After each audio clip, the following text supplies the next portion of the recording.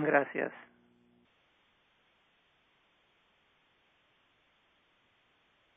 Hola, bienvenidos a la quinta clase de la Biblia del Chela Oral.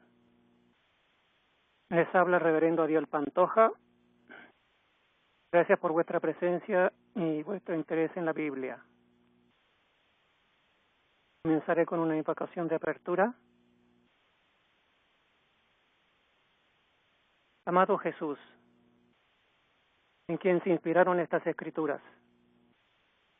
Amado Santo Yo Cristo, crístico de todos los aquí presentes, invoco tu presencia para que nos ayudes a discernir lo que debemos retener de estas enseñanzas y relatos históricos, para progresar en nuestro sendero espiritual y entender lo que sucede en el mundo de hoy, donde muchos de los protagonistas de esos tiempos han vuelto a encarnar y siguen haciendo de las suyas contra la voluntad de Dios.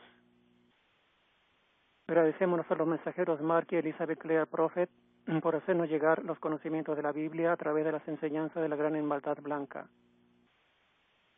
Amado Arcángel Miguel y tus huestes del rayo azul, pedimos por la protección de esta teleconferencia, teléfonos, computadores, el fácil acceso a ella y protección contra distracciones innecesarias. Todo se desarrolle de acuerdo a la voluntad de Dios. Amén. Imagen 2.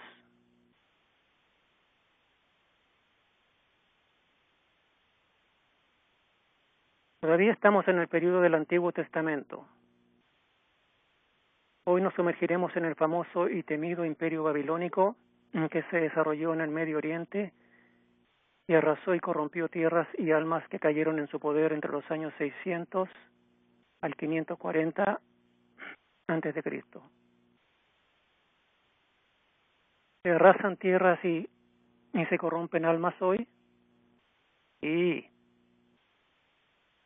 para acercarnos a la verdad no basta leer las noticias controladas por el gobierno en el poder. Debemos leer también en la opinión de la oposición, tanto en nuestro país como en países extranjeros. Y esto lo permite el Internet con solo unos clics.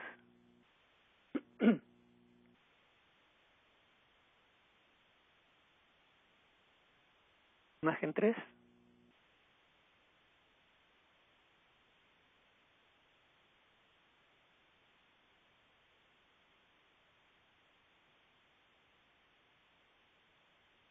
Los israelitas no solo oían rumores sobre la destrucción de Jerusalén, sino una profecía, pero no querían creer.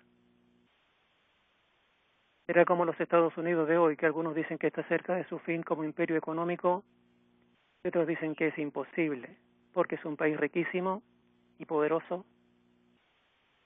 Damos los llamados correspondientes porque cuando el río suena es porque piedras trae. Nabucodonosor II era el rey de Babilonia en esos tiempos y tuvo a Israel cautivo y en esclavitud por varios años, colocando a Sedequías como rey en Jerusalén. El profeta Jeremías los había prevenido de la destrucción de Jerusalén durante años, pero pensaban que serían capaces de contrarrestar el poder de los babilonios y expulsarlos. Además, contaban con la ayuda de Egipto, si las cosas no funcionaban. Pero al final estos decidieron no mezclarse en la guerra. En el año 607 a.C., después de reinar 9 años, Sedequías se rebeló contra Nabucodonosor II. El rey de Babilonia los tenía muy presentes y vino con todo su ejército a calmar la rebelión, con crueldad, venganza y un objetivo final macabro. Vino dispuesto no solo a enseñarles una lección, sino a mostrar a todos los países vecinos que oponerse al imperio babilónico tenía graves consecuencias. Una familiar, y también sucede hoy. Nabucodonosor II vino desde el norte e invadió las afueras de Judá. Al comienzo del verano su ejército había hecho campamento alrededor de Jerusalén. Cortaron todas las fuentes de agua y elementos a la ciudad y sistemáticamente comenzaron a apretar el nudo del terror y la muerte durante 2 largos años, hasta que a los hebreos se les acabaron las provisiones. Ya debilitados y descorazonados, no lucharon con la misma fuerza y los babilonios lograron derribar una sección del muro y comenzaron a entrar a la ciudad. La noche siguiente, Sedequías y su ejército escaparon a escondidas por una de las puertas de la ciudad. Los que quedaron sufrieron el embate de las fuerzas de Nabucodonosor, muriendo por la espada o el fuego, así como el templo de Salomón, que fue devorado por las llamas. Sabiendo que algunos tratarían de escapar, los babilonios salieron tras ellos, los atraparon y los tomaron como esclavos. El rey Sedequías y su familia también fueron capturados. Sus hijos fueron degollados delante de su padre, y a él le sacaron los ojos y lo llevaron encadenado a Babilonia. Imagen 4.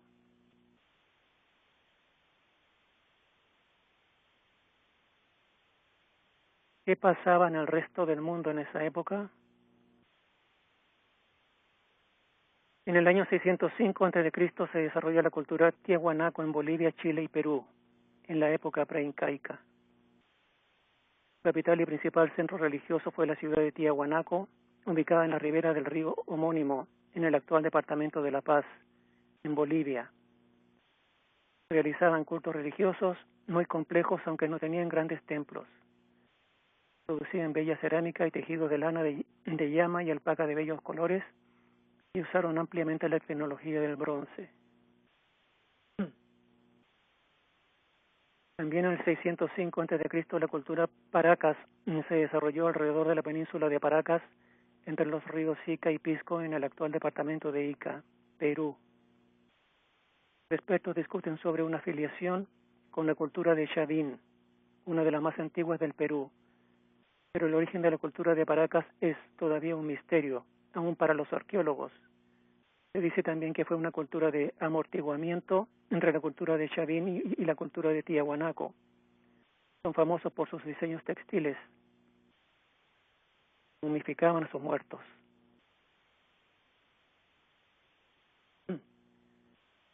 En el mismo año 605 a.C., las culturas Valdivia, Machalilla y Chorrera se suceden en Ecuador desde el año 4000 a.C.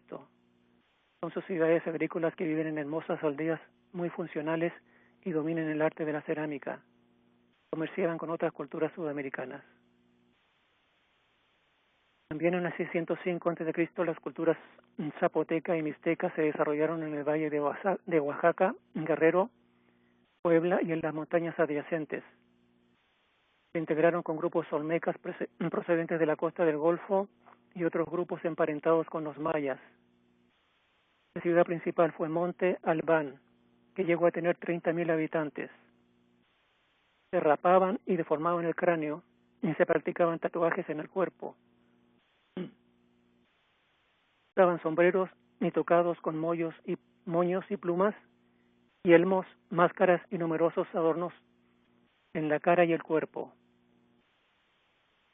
Eran dirigidos por una poderosa teocracia, tuvieron una jerarquía de clases sociales compuesta por artesanos, especialistas, sacerdotes, comerciantes, sirvientes y personas con muy variadas ocupaciones. Desarrollaron la numeración, la escritura y el calendario. Fueron notables alfareros y lapidarios. Your line is now unmuted. Como se nota por su arquitectura religiosa, funeraria y civil. Su religión fue politeísta y complicada, como producto de una teocracia organizada, rica y poderosa. Los principales dioses fueron Njipe, patrón de la manutención y de los joyeros; Quetzalcóatl, dios del viento; Ochipilli, patrón de los juegos y flores; Cosijo, dios de la lluvia, y otros que simbolizaban a la muerte y la vejez. Vemos que estas civilizaciones se desarrollaban en su propia salsa, sin la influencia o intervención de otras naciones más desarrolladas o barbáricas. Lo que hicieran los asirios o babilonios no afectaba a los nativos de América. Y esa es la impresión que tenemos hoy de las civilizaciones extraterrestres que no nos afectan. Pero a juzgar por testimonios de todo tipo, incluso en la Biblia, estamos influenciados por seres de otros planetas desde tiempos inmemoriales. Los gobiernos y autoridades militares están empecinados en mantenernos ignorantes de la relación que han establecido con los visitantes de otros planetas. Hay muchas otras culturas en América Latina, pero no hay tiempo de enumerarlas a todas.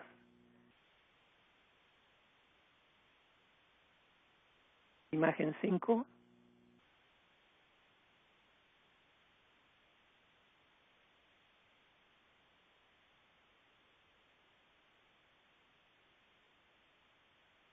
¿Qué pasaba en el resto del mundo en esa época? En el 605 a.C., Zoroastro está en su apogeo en Persia, en una de las primeras religiones monoteístas en el actual Irán, el zoroastrismo.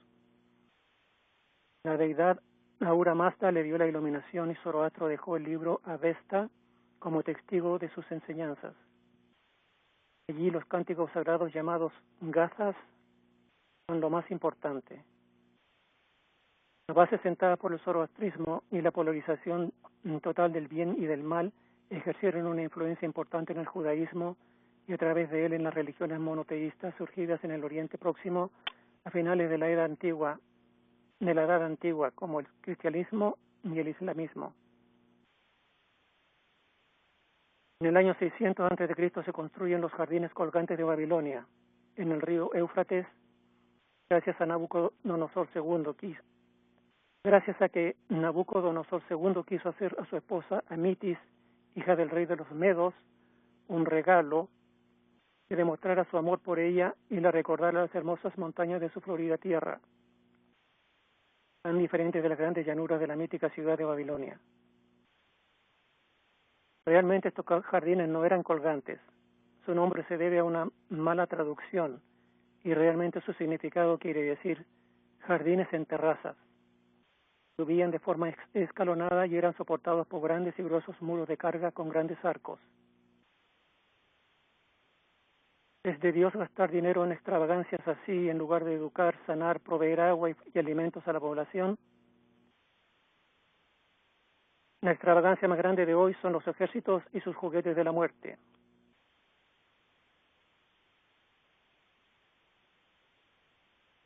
Imagen 6.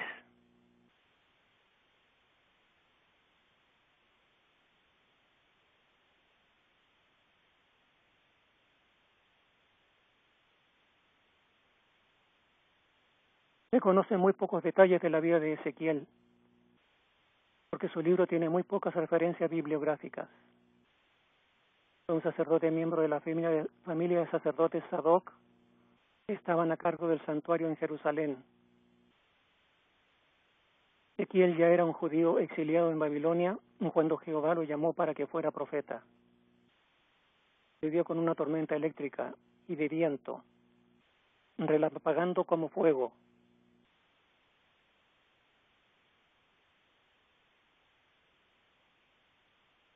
Ezequiel vio seres que nunca había visto antes, con 4 alas, moviéndose dentro del fuego, que más tarde llamaron querubines. Se movían para adelante y atrás, para arriba y abajo, con una luz brillante e intermitente entre ellos. Ruedas extrañas con ojos en sus aros llamaban la atención de los querubines, y el ruido de sus alas era como una cascada o un ejército en movimiento. 2 de sus alas tocaban las alas de los querubines vecinos al extenderlas. Otras 2 alas cubrían el cuerpo. Sobre ellos, por encima del área brillante, más radiación como de fuego y un arco iris rodeaba la figura en el trono. Cuando Ezequiel se dio cuenta que estaba viendo lo que le parecía la gloria de Dios, cayó hacia adelante. Ezequiel fue llevado a Babilonia por Nabucodonosor II. Estaba casado y luego enviudó. Pregonó sus sermones en el exilio durante 22 años. En el año 591 a.C. escribió su última profecía, Echada, y completó su libro de la Biblia en Babilonia, mayor parte del cual había escrito antes de la destrucción de Jerusalén, 8 años atrás. El libro contiene profecías acerca de la destrucción de Jerusalén por Babilonia y la restauración de un remanente recuperable. Imagen 7.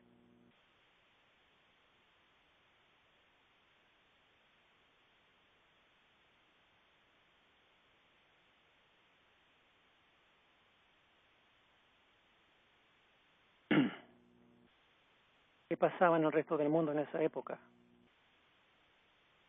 En el año 600 a.C., 16 Mahajanas o grandes reinos emergen en la antigua India, antes del nacimiento del budismo.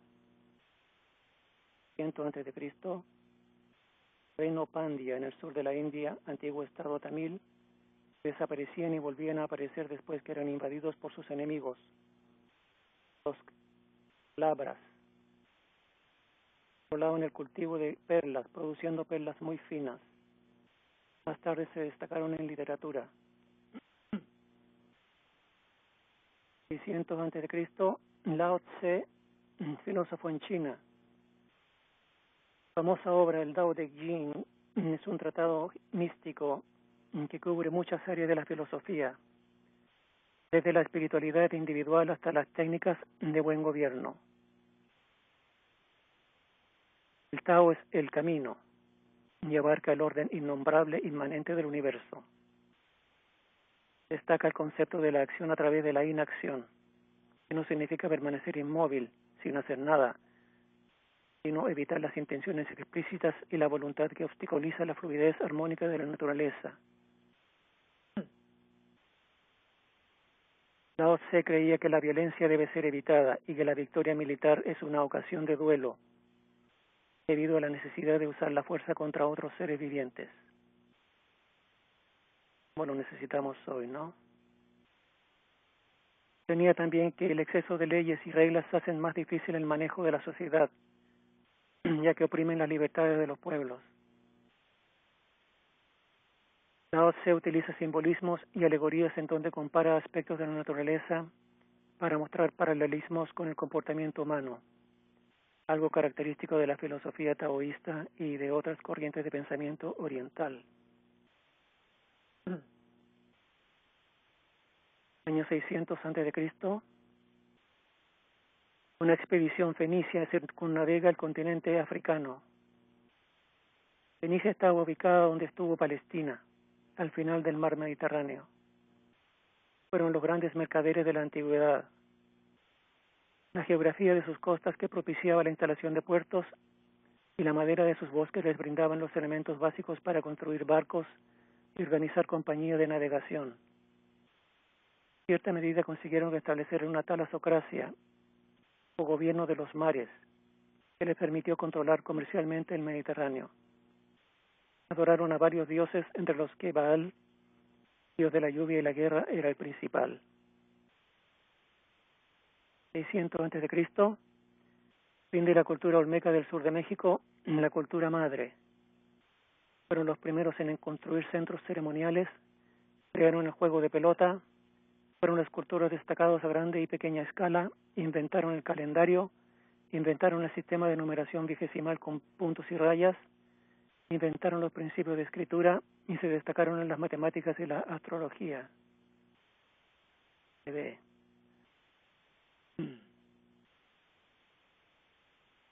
Imagen 8.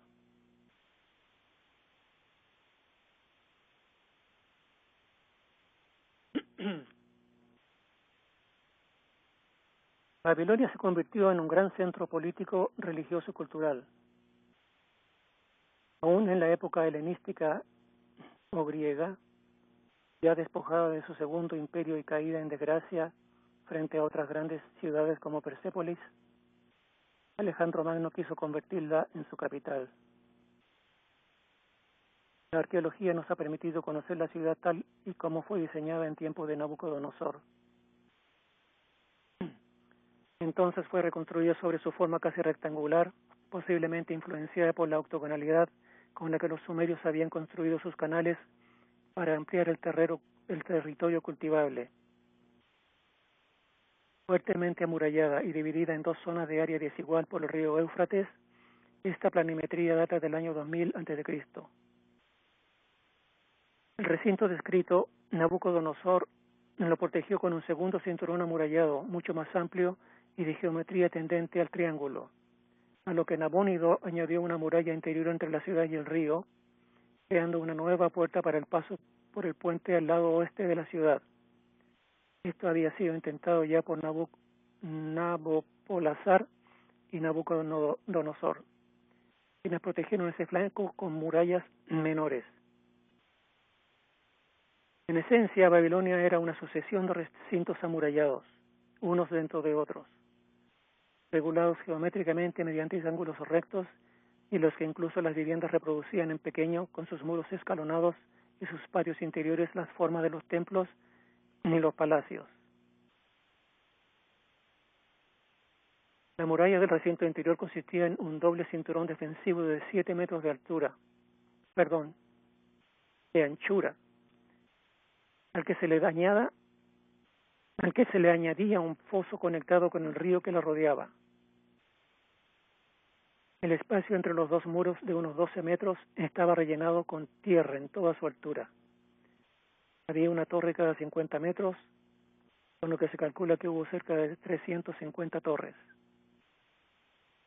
La defensa se completaba con rejas de hierro sumergidas en el río Éufrates, y donde terminaban las murallas, para evitar que el enemigo pudiera vadear el río por sus zonas menos profundas. Las murallas en ese punto se protegían de la erosión del agua untándolas con brea. El río jugaba un papel importante en la defensa, ya que además de la utilización de sus aguas para crear los fosos, constituía una barrera natural para el recinto exterior, bordeando uno de sus lados. La ciudad estaba cruzada por canales y una trama viaria en la que destacaba la avenida de las procesiones, una vía paralela al río que dejaba entre este y ella misma los principales espacios militares, palaciegos y religiosos de la ciudad, incluyendo los jardines colgantes, el recinto dedicado a Marduk y el Palacio Real. Al norte, en torno a la puerta de Ishtar, se levantaba un abigarrado complejo defensivo y palaciego que incluía la propia puerta, en realidad más una fortificación en sí que una simple puerta, los palacios del norte y del sur y la fortaleza del este y del oeste. Además, calles del recinto interior tomaban direcciones paralelas u ortogonales al río, creando una malla irregular extraña en la Baja Mesopotamia. Varias de ellas recibieron el nombre de divinidades y algunas se acompañaban de leyendas o eslóganes. Las viviendas eran típicamente mesopotámicas, de 2 o 3 plantas, estaban focalizadas hacia patios interiores, con pocas ventanas al exterior y cubiertas planas. Al igual que toda la ciudad, el material más utilizado en su construcción era el adobe pintado para los muros, con pilares interiores de madera de palmera. Nota que soy arquitecto, le pongo mucho énfasis a esta parte en cuestiones constructivas, ¿no? Son excepcionales las grandes dimensiones de muchas de ellas, lo que da una idea de la prosperidad de la ciudad neo-babilonia, aunque su arquitectura no tiene especial relevancia. Cabe decir que este afán constructivo, que permitió a Babilonia albergar unos 500.000 habitantes en el siglo VII a.C., se centró casi exclusivamente en la capital, mientras que el resto del imperio estaba sumido en un proceso de desurbanización, o sea, que se lo coman los leones. El uso de los ladrillos vidriados, policromados y pintados al esmalte fueron técnicas muy populares en la ciudad de Babilonia. Los más famosos fueron los de la puerta de Ishtar, que presentan relieves de animales y seres mitológicos sobre tonos azules. Con el tiempo se convirtieron en la característica más llamativa de la ciudad del siglo VII a.C., cuando el uso de cerámica vidriada para recubrir los exteriores de los edificios se convirtió en algo común. Técnicas más antiguas ya había sido empleada en Asiria, aunque no tan ampliamente.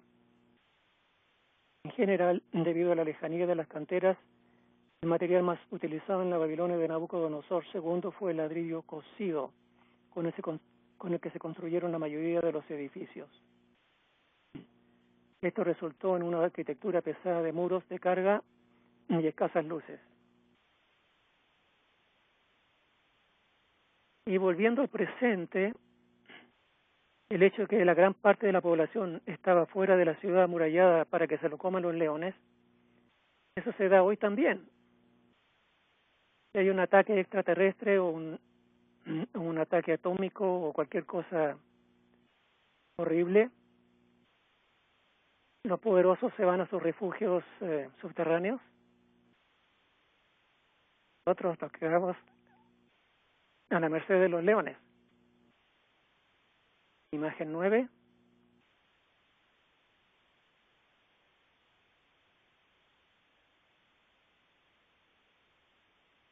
¿Qué pasaba en el resto del mundo en esa época? En el 594 a.C., reorganización del Estado ateniense. En el 585 a.C., primer eclipse de sol previsto y exactamente y anunciado por Tales de Mileto. 582, muere Nabucodonosor II después de 43 años gobernando Babilonia. Del 582 al 507 a.C., vida de Pitágoras, filósofo y matemático griego. 581, Evil Merodach, hijo mayor de Nabucodonosor II, lo sucede como rey de Babilonia. Seguro que el demonio le sopló ese nombre. Evil en inglés significa malo, malvado, perverso. Del 578 al 535 a.C., Servio Tulio gobierna Roma. En el año 573, Babilonia destruye a Tiro, después de 13 años sitiándolos. Los sobrevivientes se mudaron a una isla a 800 metros y reconstruyeron. 13 años parece mucho tiempo, pero palidecen comparados con los 63 años de embargo que sufre Cuba. Del 570 al 530 a.C., primeras construcciones en la Acrópolis de Atenas. 563 a.C., nace Siddhartha Gautama, príncipe de la tribu Shakya India, fundador del budismo. 563 a.C., Evil Merodach, rey de Babilonia, es reemplazado por su cuñado y asesino Neriglissar.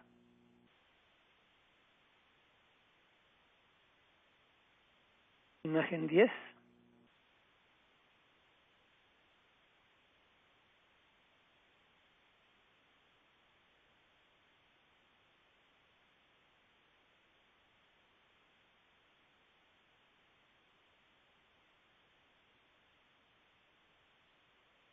Jeremías comenzó a escribir Primero Reyes cuando todavía estaba en Jerusalén y Judá. Más tarde lo llevaron a Egipto. El libro cubre 129 años y trata de la historia del reino de Judá y el reino de Israel, de los últimos días de David hasta la muerte del rey Josafat de Judá. En Egipto, Jeremías completa el escrito que contiene el libro segundo de Reyes. Comenzó a escribir en Judá y comprende 340 años, continuando el relato de Primero de Reyes. Habla de la destrucción de Samaria, capital de Israel, y Jerusalén, capital de Judá.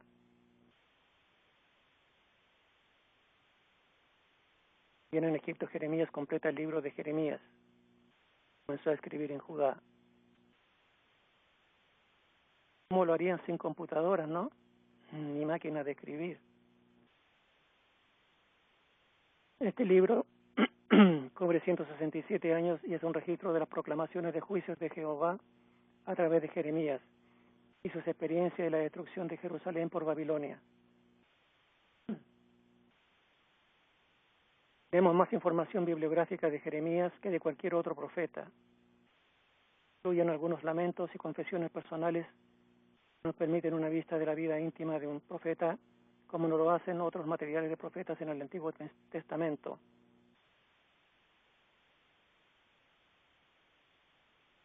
Nació en una familia sacerdotal cerca de Jerusalén. Fue allí donde fue tomado prisionero por los babilonios. Su carrera se extiende por 40 años. Como Isaías, tuvo encuentros intermitentes y predominantemente desagradables con los monarcas. Historiadores dirán que los babilonios conquistaron Judá y llevaron a los ciudadanos eminentes a Babilonia. El profeta Jeremías, sin embargo, dirá que dados los pecados cometidos por los israelitas, Jehová provocó la invasión de Judá para castigar a los pecadores por un lado y crear una regeneración moral, un refinamiento y purificación de ellos. O sea, está más cercano a lo que enseñan los maestros ascendidos. Los babilonios estaban felices porque explotaban a lo mejor del imperio asirio y de los israelitas, y si estos se oponían a cooperar, simplemente los mataban. Sin embargo, es famosa la historia de 3 judíos de Samaria: Ananías, Misael y Azarías. Estaban cautivos en Babilonia y rehusaban obedecer al soberano. Un día éste les pidió que se inclinen y adoren a un ídolo de oro del culto del monarca. Los judíos se negaron a hacerlo y el rey los amenazó con la muerte. Estos le dijeron que lo sentían mucho, pero no podían traicionar a Jehová, y que con respecto a la muerte no le temían porque sabían que Jehová los protegería. Uy, uy, uy. Nabucodonosor se puso furioso y ordenó que enciendan uno de sus hornos para quemar a los 3 rebeldes. Cuando el horno estuvo más caliente que nunca, los soldados llevaron a los jóvenes al horno, pero estaba tan caliente que murieron al lanzarlos al fuego. Y los judíos parecían no sufrir de la alta temperatura dentro del horno. Una 4ª figura se veía entre las llamas y se paseaba con ellos en el fuego. El rey Nabucodonosor pensó que era un ángel o un espíritu divino que los estaba protegiendo.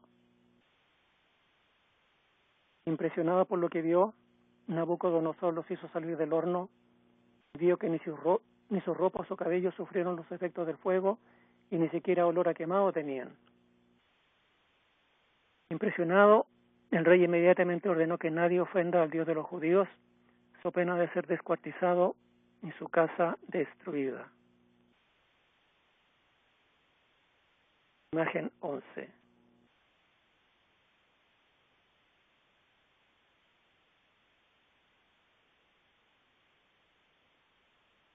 Los templos de Babilonia. De acuerdo con los textos, existieron 43 santuarios en Babilonia. Nabopolassar tímidamente y Nabucodonosor II a gran escala emprendieron una ambiciosa reconstrucción y un embellecimiento de los templos, labor continuada en algunos edificios por Nabónido. Más importantes fueron los siguientes: Etemenanki, situado al norte de Sagila, junto al centro geométrico de la ciudad, con lo que la dominaba. Esto se interpreta como una preponderancia del poder religioso. Tenía sus propias defensas y anexos. Dedicado a Marduk, la deidad local, ha sido reiteradamente identificada como la bíblica Torre de Babel. En el año 323 a.C., Alejandro Magno ordenó demolerlo para volver a reconstruirlo enteramente. Su muerte, sin embargo, impidió su reconstrucción. Conservan su planta y los restos de 3 anchas escaleras. Se giró por un perímetro amurallado dentro del cual había otros edificios. Destacaba en la llamada Puerta Sagrada o Puerta Cerrada, que daba directamente a la avenida de las procesiones, que solo se abría durante 2 meses al año, con motivo de las procesiones en honor a Marduk. Esa Gila, complejo religioso dedicado a Marduk. Los babilonios pensaban que estaba construido en el lugar donde había nacido toda vida en la creación del mundo, ni sobre el Apsu, el submundo acuoso, y que era una conexión con el mundo del dios Anu. Destruido por Sennacherib y ruinoso en la época neobabilonia, fue cuidadosamente reconstruido por orden de Nabopolassar y especialmente de Nabucodonosor II, quien también ordenó restaurar una famosa estatua de oro del dios. El Templo del Año Nuevo estaba situado al norte del recinto interior, entre la avenida de las Procesiones y el río. En él se celebraba la fiesta de Akitu, equivalente al comienzo del año en honor de Marduk. Y esta, que duraba varios días y en la que participaba el propio rey, era considerada de máxima importancia. Templo de Ishtar de Agadé, uno de los templos dedicados a Ishtar, la reina de la noche, la diosa del sexo y el amor, situado en medio de un área residencial. Y el templo de Nabu, situado en el recinto interior, cerca de la puerta de Ishtar y al oeste de la avenida de las Procesiones, fue construido en adobe. Los suelos y el patio se cubrieron de betún, mientras que los muros del altar se decoraron con motivos geométricos. Este último, según la forma de su planta, se cree que fue una escuela o un seminario. Imagen 12.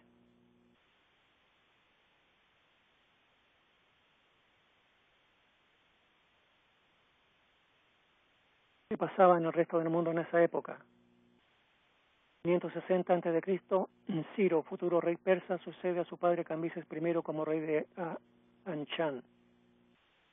559, Neriglissar, rey de Babilonia, es asesinado y reemplazado por su hijo Labashi Marduk, quien lo matan en 9 meses,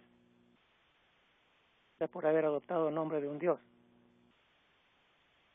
558, Nabonidus, yerno favorito de Nabucodonosor, reina en Babilonia hasta la caída del imperio en 539 a.C. 551, nace Confucio.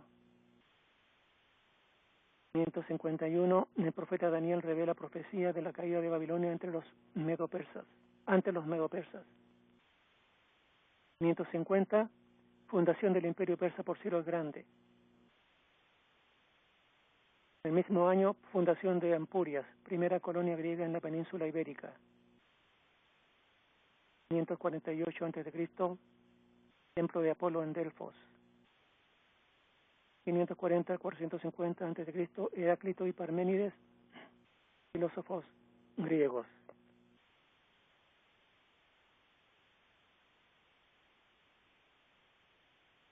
Imagen 13.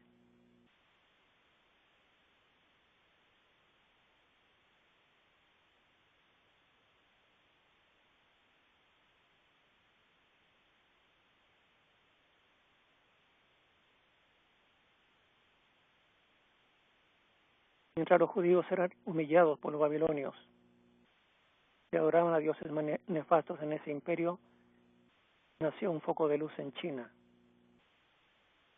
que nos enseña que dentro de los periodos de oscuridad de la tierra siempre hay brotes de esperanza. Confucio perdió a su padre a los 3 años, quedando en una familia muy pobre. Trabajó como pastor, vaquero, secretario y contador. A pesar de eso, recibió una buena educación. Casó a los 19 años y a los 20 tuvo su primer hijo. Su madre murió cuando tenía 23 años. Siendo aún joven, trabajó para la administración del estado de Lu. Su primer trabajo fue en los graneros estatales y llegó a alcanzar el rango de ministro de Justicia. Dimitió del cargo años más tarde, ya que no estaba de acuerdo con la política que seguía el príncipe. Una de sus grandes influencias fue Xi Shan, primer ministro de Sheng, quien introdujo el primer código jurídico en China. También influyó en Confucio el escepticismo de su época en lo concerniente a la religión. A causa de haber sufrido muchas guerras, había perdido la fe en los dioses. A los 50 años comenzó sus enseñanzas viajando solo de un lado a otro, instruyéndolos con todos los discípulos que se reunían en torno a él. Fama como hombre de saber y carácter, con gran veneración hacia las ideas y costumbres tradicionales, pronto se propagó por el Principado de Lu y luego a toda China. A partir de la dinastía Han, diversos emperadores se inspiraron en la obra de Confucio para organizar la sociedad china. En los siglos posteriores, sus enseñanzas ejercieron una poderosa influencia en la filosofía y en la historia.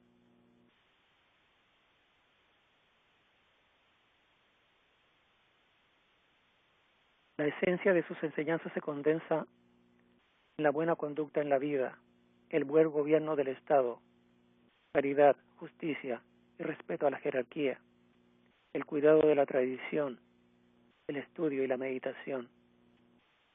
Las máximas virtudes son la tolerancia, la bondad, la benevolencia, el amor al prójimo y el respeto a los mayores y antepasados.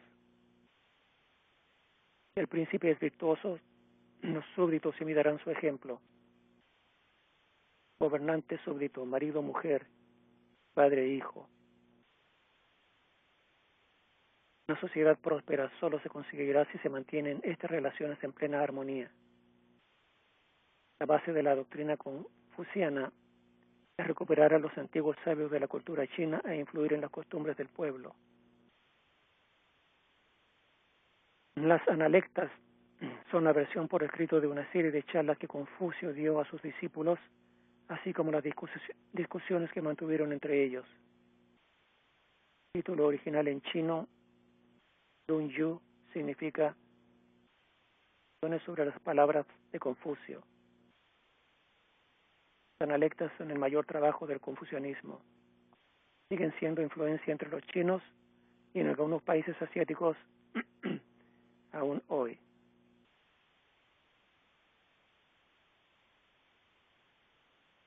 Imagen 14.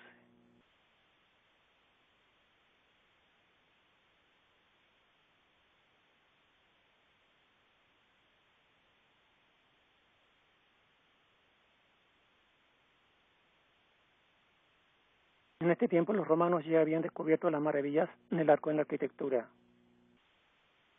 El arco es el elemento constructivo de directriz en forma curvada o poligonal que salva el espacio abierto entre dos pilares o muros, depositando toda la carga que soporta el arco en los apoyos, mediante una fuerza oblicua que se denomina empuje.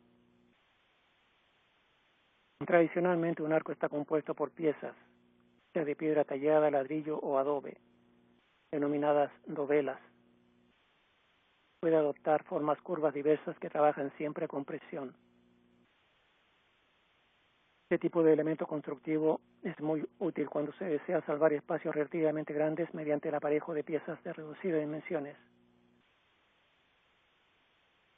Estructuralmente un arco funciona como un conjunto de elementos que transmiten las cargas, ya sean propias o provenientes de otros elementos, hasta los muros o pilares que lo soportan. De esta forma el arco es un sistema en equilibrio. Y es en el año 539 a.C. que la Gran Babilonia, con todos sus muros y requetemuros de defensa, cae bajo el poderoso ejército de Ciro el Grande. Imagen 15.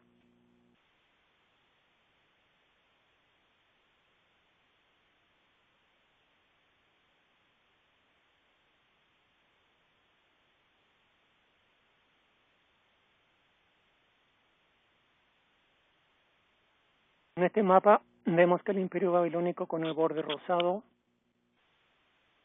fue menor en tamaño que el asirio que le precedió y el persa y el griego que lo sucedieron.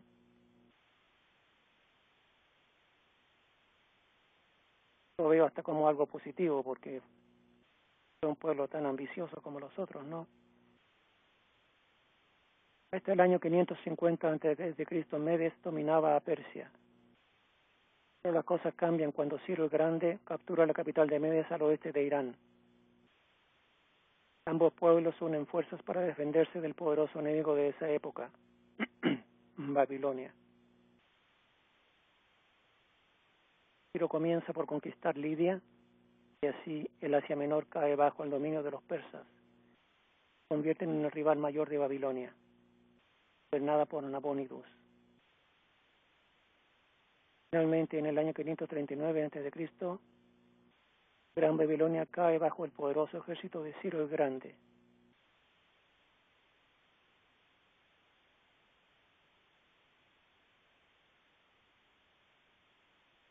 Y así termina esta clase sobre el Imperio Babilónico.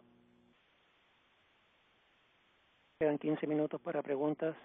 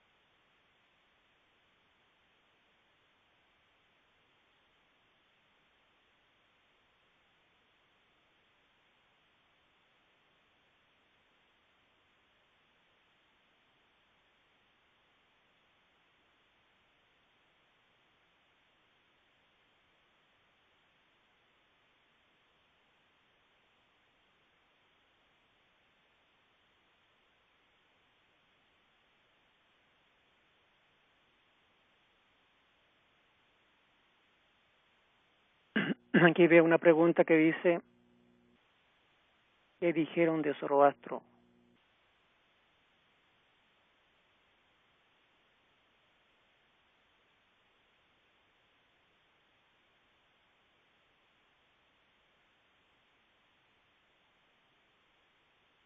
Voy a repetir lo que dije de Zoroastro.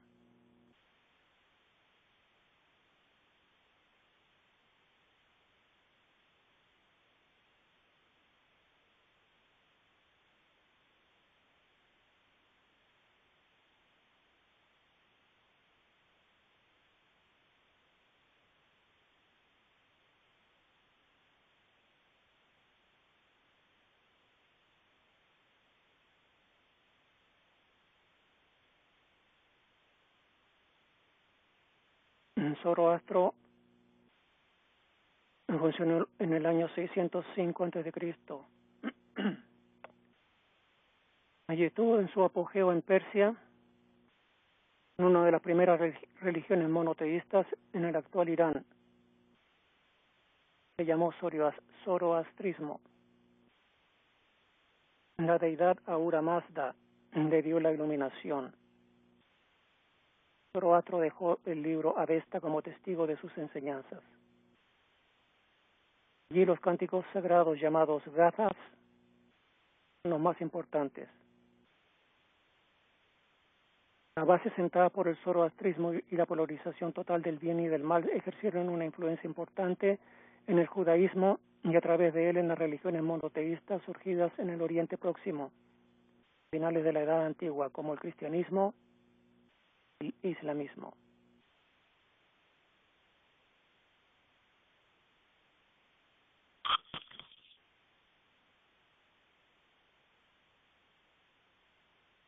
Hay otra pregunta que dice, ¿qué efecto generó la expansión del Imperio Babilónico? Esta era una época muy violenta. Y de este imperio realmente, a pesar de su progreso y de sus conocimientos, lo que más se recuerda son sus dioses y parte de su arquitectura. Hay imperios como el asirio o el persa, el anterior y el posterior, que dejaron más conocimientos. Por ejemplo, el imperio persa que reinó en la zona de Turquía. Tenía un amigo turco cuando vivía en Montreal. Cada vez que yo le decía, en mi país el plato favorito es tal. Me decía, ese es persa. Pero le dije yo, pero los tejidos favoritos en mi país son tal y cual. Pero eso es de origen persa. Y lo que yo le dijera venía del imperio persa. Fue un imperio mucho mayor, mucho más poderoso, que dejó muchas más marcas en la población y además se extendió mucho más. Como les dije durante la presentación, el imperio babilonio fue uno de los más pequeño que el asirio, que el persa, que el griego.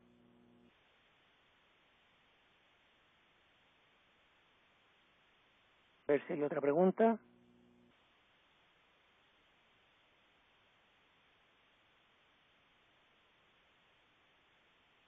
El zoroastrismo, como otras de las corrientes filosóficas, tuvieron inspiraciones divinas. ¿Es así? Si así lo es, ¿se puede saber quiénes los inspiraron?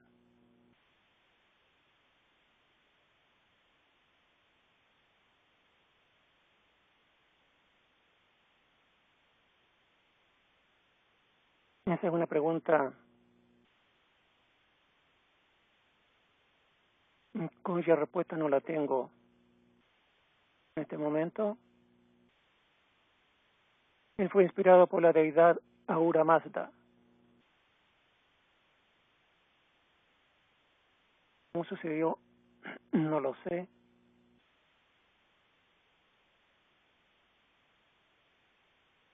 Trataré de tener la respuesta para la próxima clase.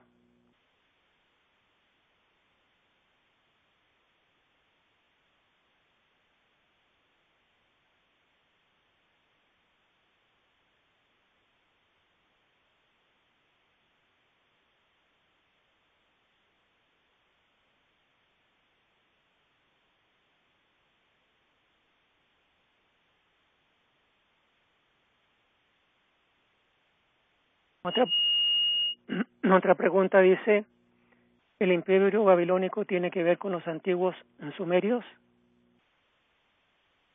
¿Y qué relación hay entre los Anunnakis y el cometa o planeta Sios o Izón?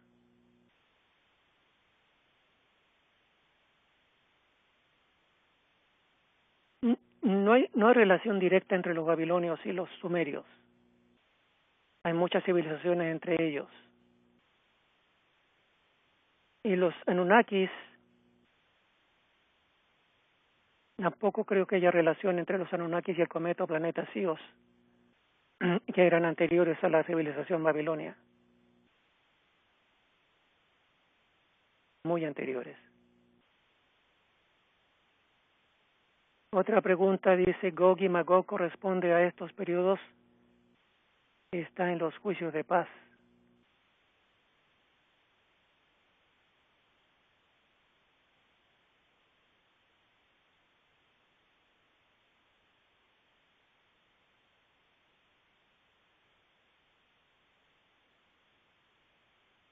No entiendo.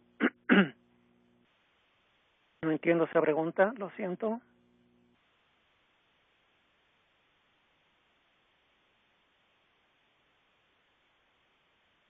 no sé, y otra pregunta dice, ¿quién es el juicio o a qué se refiere en el juicio de paz? Tampoco tengo respuesta a esa pregunta.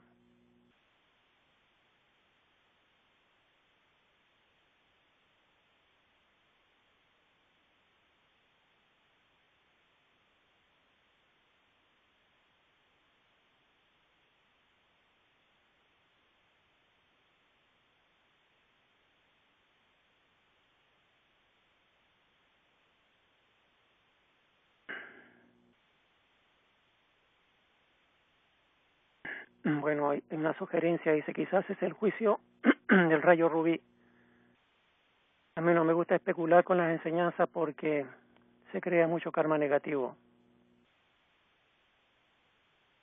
Así que dejémoslo hasta ahí por el momento.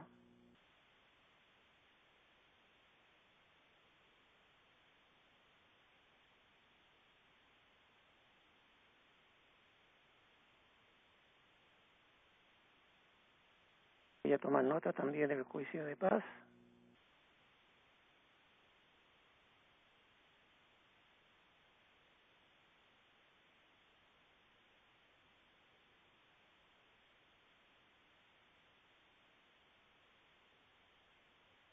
Otra pregunta es, ¿cuántas dispensaciones patrocinadas por los maestros ascendidos hay en la actualidad? Bueno, esta pregunta será respondida abundantemente en próximas clases. Hay muchas dispensaciones patrocinadas por los maestros ascendidos. Y esta forma parte de la Biblia del Chela y vendrá como en 3 domingos o 4 domingos más.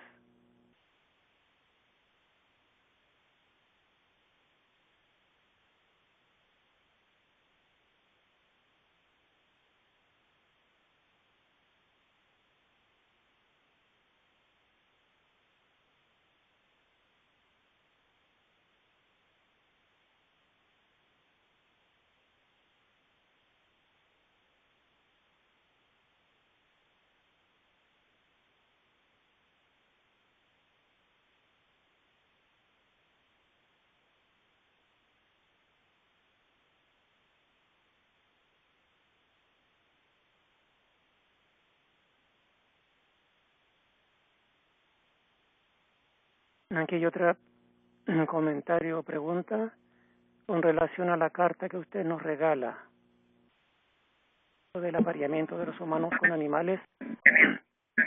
¿Se practicaba con mayor frecuencia en la antigüedad o usted considera que es mayor ahora?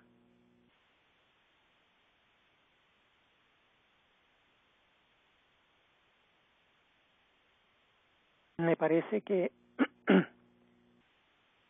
bueno, la información que tenemos ahora es todos esos animales, caballos con cuerpo de hombre, cabros, hombres con patas de cabra, caballos volantes, eran creaciones de las civilizaciones atlantas y olemúricas, pero de las que se efectúan hoy no tenemos muchos informes.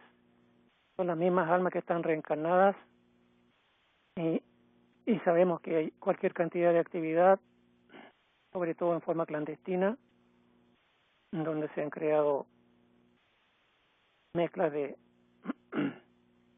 todo tipo y hay gente trabajando a todo vapor con genes humanos. Espantosos los experimentos que están haciendo y hoy en día tenemos incluso ya organizaciones que están vendiendo hijos a pedido. Eres hijo con pelo rubio, ojos azules, más inteligencia, qué sé yo, puedes pagar para tener los genes de un niño así.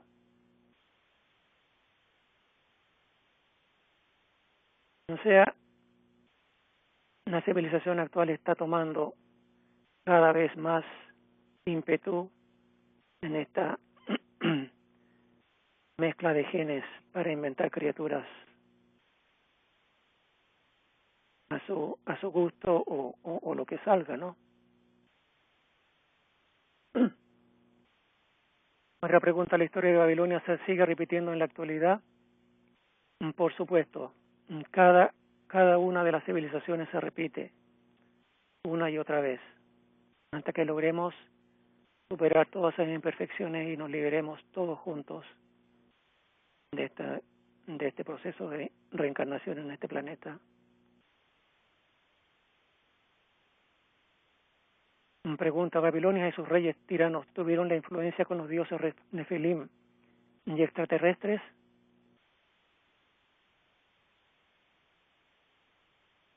Absolutamente. Absolutamente. Los babilonios recibieron influencia de los Nefilim y de los extraterrestres, sobre todo de los Nefilim, para adorar a los dioses que adoraron. Y al hacerlo alimentaban las fuerzas del mal y las fuerzas de los extraterrestres reptilianos. No todos los extraterrestres son malvados, lo sabemos, pero lo que son perversos se alimentan, se benefician con que adoptemos la fuerza del mal.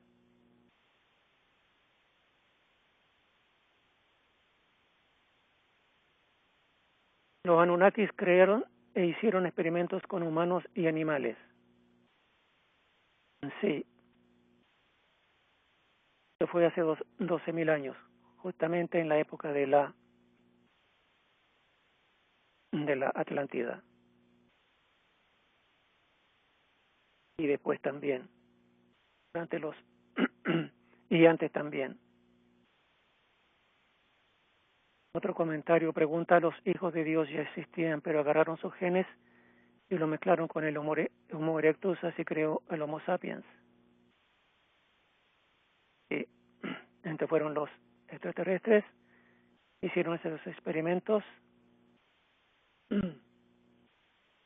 y que nunca se sabe de dónde venimos. En cierta forma, el hombre mecanizado son el producto de estas cruzas.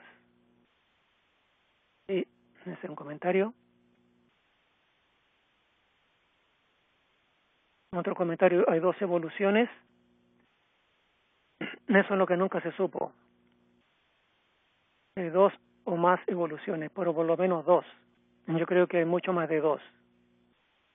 Porque estamos los verdaderos hijos e hijas de Dios, estamos aquellos que fueron mezclados con genes de ciertos extraterrestres, están aquellos mezclados con otros seres extraterrestres, están aquellos generados genéticamente por seres humanos, entre comillas, que hicieron ingeniería genética entre humanos o humanos y animales.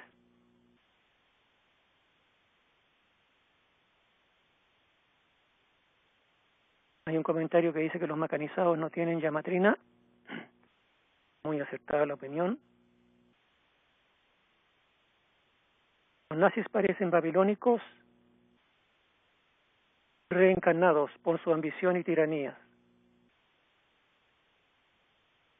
Se puede pensar así, pero basta mirar también en los momentos actuales.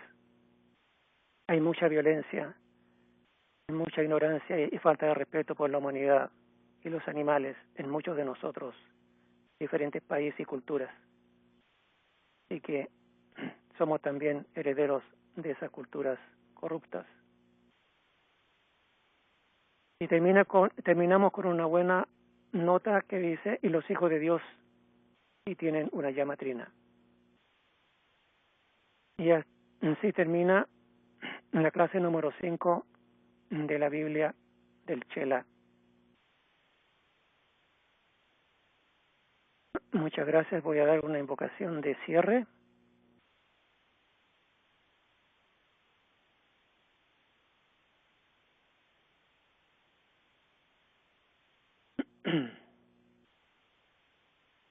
En el nombre del yo soy el que yo soy, en cada uno de nosotros. Agradecemos la oportunidad de estudiar estas sagradas escrituras. Pedimos que la verdad y nada más que la verdad quede sellada en nuestra conciencia y en nuestra mente. Doy las gracias a todos ustedes por vuestro interés en la Biblia y los sacrificios que algunos hacen para escuchar esta charla en horas que deberían estar durmiendo. Amado Arcángel Miguel y tus huestes angelicales, queremos continuar este proceso de conexión con nuestros antepasados en vidas anteriores en la Universidad del Espíritu mientras nuestro cuerpo físico descansa, con el fin de resolver deudas kármicas pendientes y forjar un sendero más expedito a nuestra ascensión final en la luz. Que se haga de acuerdo a la voluntad de Dios. Amén. La próxima clase será sobre el Imperio Persa, el tercer domingo del próximo mes, el 17 de noviembre. Dios nos bendiga. Gracias a Teleconferencias Saint Germain y los dejo con ellos.